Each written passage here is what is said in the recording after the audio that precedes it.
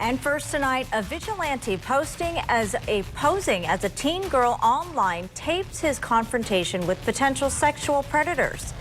After documenting his actions, he tipped off police, and now 7 area men are facing felony charges. New tonight, 24-Hour News 8's Sarah Hurwitz has the disturbing details of this story after talking with police. Sarah? Well, it's certainly not what you'd expect a 23-year-old young man or anyone without police training to be doing.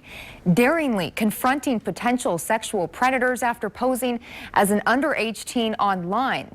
His actions, police say, are dangerous, but his videos on his YouTube channel called Anxiety War, which has gone viral, he says expose the truth. He made clear that he was looking for an underage girl for sex. The videos start off with the graphic details. He said that he hates condoms. And if you want one, you bring it.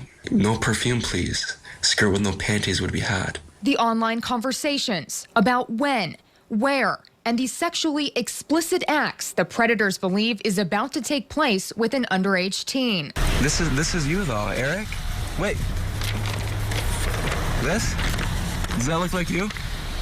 Who is this guy? What do you want from me? And then the confrontation and surprise when the alleged sexual predators find out who really it is they've been talking to.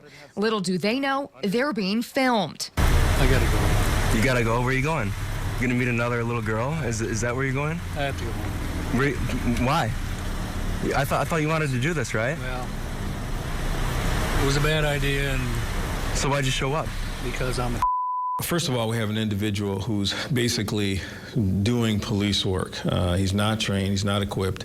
It's a dangerous practice. Extremely risky behavior, Sergeant Terry Dixon with Grand Rapids Police says, that's resulted in 7 people facing felony charges after the man behind the videos turned over his log of the online chats and video confrontations to police in February. This guy said that he's always wanted to have sex with a virgin, and that he has many sexual fantasies that have yet to become realities. We wanted to find the man behind the YouTube channel that's gone viral, but he wasn't home and hasn't returned our calls. Who's this? Me. Yeah? What are you here for? What it says. Yeah, let's go a little bit away from the road, okay? Where it's safer. You're in big trouble. Yeah, this is about what I figured. The videos you've seen so far all posted within the last few months, but 24-Hour News 8 found a second YouTube channel called Sly Stinger and this video confrontation. Wait, I gotta talk to you. The Department of Homeland Security tells us it helped lead to a separate arrest in 2014. He needs to sit down with an attorney and make sure what he's doing is legal.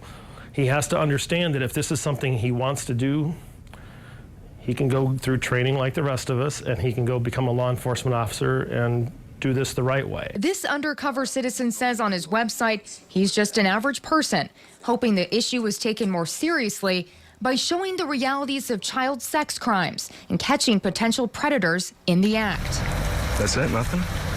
I don't know what else to say. You think it's pretty disgusting? Yeah, it's not right. And all of the alleged predators have been arraigned and are awaiting trial. And this does bring up a lot of different issues in terms of safety. When I was talking with Sergeant Dixon, he says that they do not condone doing this. They don't encourage people to do this because you don't know who it is that you're confronting. Absolutely. You don't know if they have a criminal record. You don't know if they have a weapon or anything like that. But his body language and the tone of voice that he has doesn't seem to betray any nervousness or anxiety about confronting these guys. Absolutely. He's calm, he's collected, and he's asking them all these questions. Right. So. And when we were talking in the newsroom, though, you made a good point, though, that if he didn't turn this over to police, he actually could be in trouble. That's exactly right. So the Department of Homeland Security was also saying that if he didn't turn it over, he would also be facing felony charges. Wow. All right. Interesting. Sarah Hurwitz, thank you.